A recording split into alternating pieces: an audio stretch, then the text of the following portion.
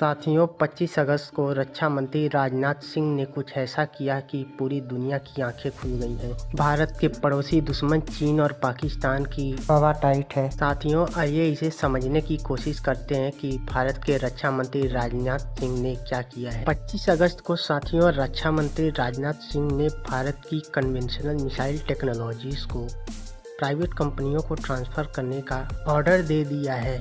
इसका उद्देश्य भारत की इन खतरनाक मिसाइलों का मास प्रोडक्शन किया जा सके। साथियों, हमारे और आपके मन में ये सवाल उठ रहा होगा कि भारत सरकार ने ये निर्णय क्यों लिया।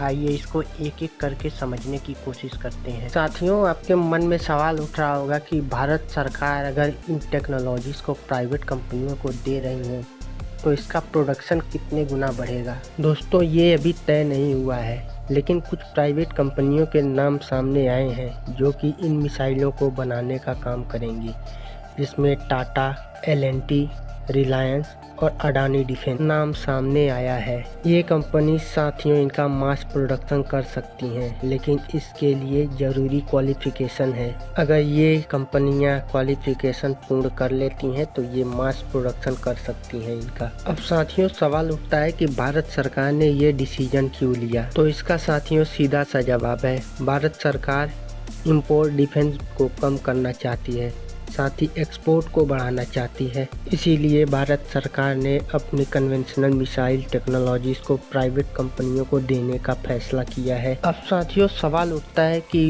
इन टेक्नोलॉजीज को प्राइवेट कंपनियों को देने के बाद भारत की मिसाइलों का एक्सपोर्ट विदेशों में बढ़ेगा।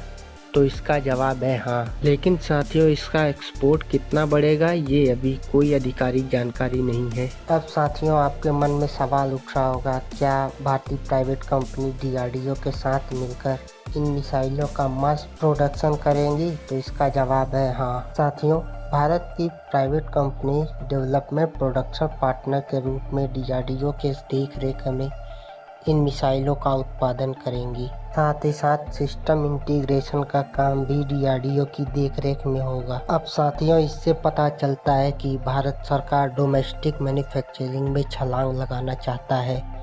भारत सरकार चाहती है कि इसका मास लेवल पे प्रोडक्शन हो। साथियों, भारत सरकार के इस फैसले से ये तो तय हो गया है कि अब मिसाइलों की बनाने की कैपेसिटी बढ़ेगी, साथ ही साथ इसका डिफेंस एक्सपोर्ट भी बढ़ेगा। साथियों, भारत सरकार चाहती है कि भारत की विदेशी हथियारों को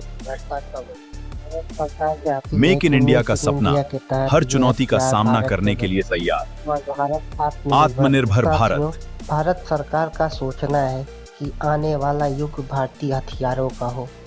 भारत सरकार ने अपनी ब्रह्मोस मिसाइलों को अभी तक फिलीपींस और वियतनाम को बेचा है, लेकिन भारत सरकार चाहती है ये संख्या और बढ़े और दुनिया के हर कोने में भारतीय मिसाइलों का डंका बजे। अब साथियों, भारत सरकार के इस फैसले से भारत की प्राइवेट कंपनियों की भी एक भूमिका बनेगी। साथ ही साथ डिफेंस टेक्नोलॉजी में भारत का एक इकोसिस्टम बनेगा, जिसमें प्राइवेट कंपनियों का इसमें महत्वपूर्ण योगदान रहेगा। अब साथियों, ये फैसला जमीनी तौर पे कितना कामयाब होगा ये तो आने वाला वक्त ही बताएगा। साथियों, भारत सरकार के इस फैसले पे आपकी क्या राय है, हमें कमेंट करके ज़रूर बताएं।